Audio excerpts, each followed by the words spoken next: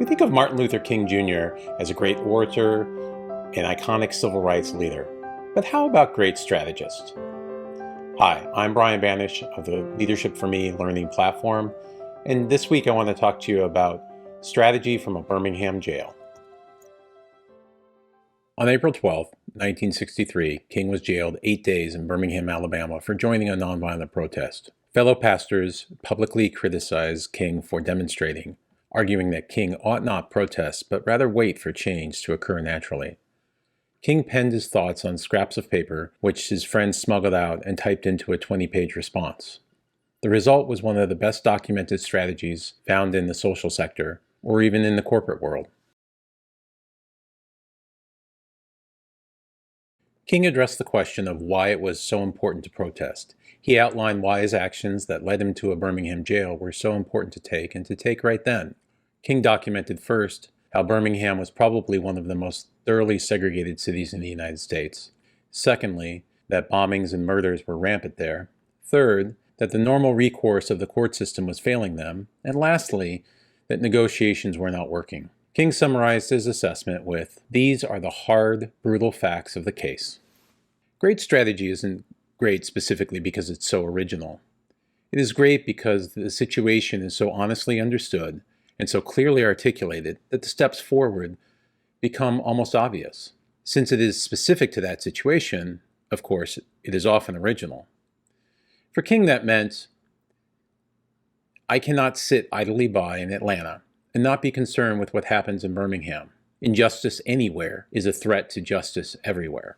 This is precisely where strategy fails in most organizations. The typical diagnosis of the facts, or SWOT analysis, where SWOT stands for strengths, weaknesses, opportunities, and threats.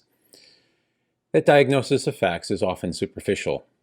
A dire situation is a reflection of those in charge. A need for change is an indictment of leadership.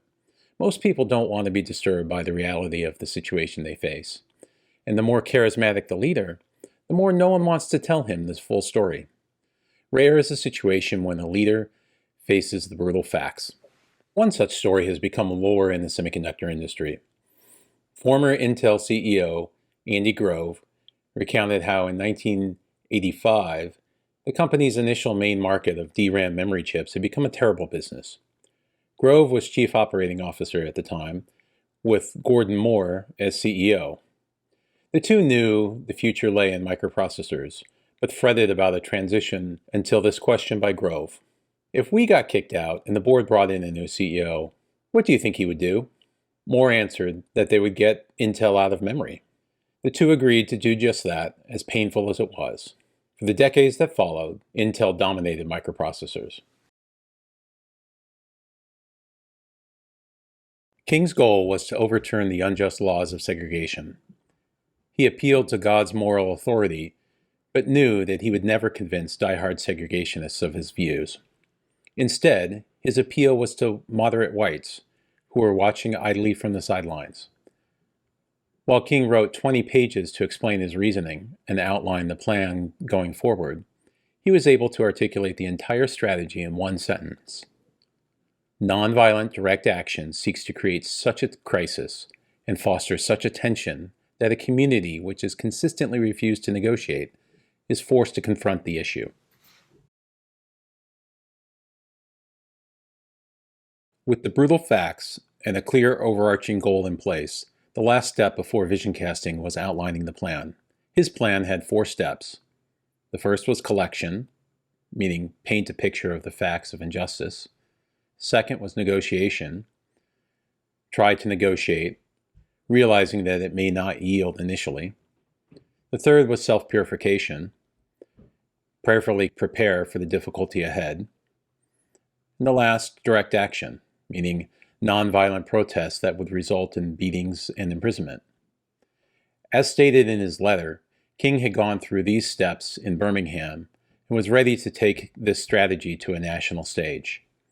He was now ready for vision casting.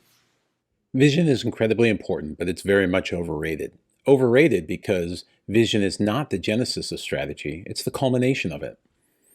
Great change does not come about because a charismatic leader makes a great speech. History remembers the speech as great, and attributes charisma to the leader once change occurs, but much of the greatness comes long before that speech.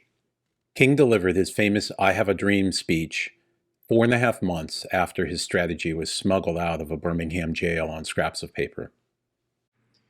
If you like this content, please visit our website, leadershipforme/5keys, and download our PDF guide, 5 Keys to Strengthening Your Leadership.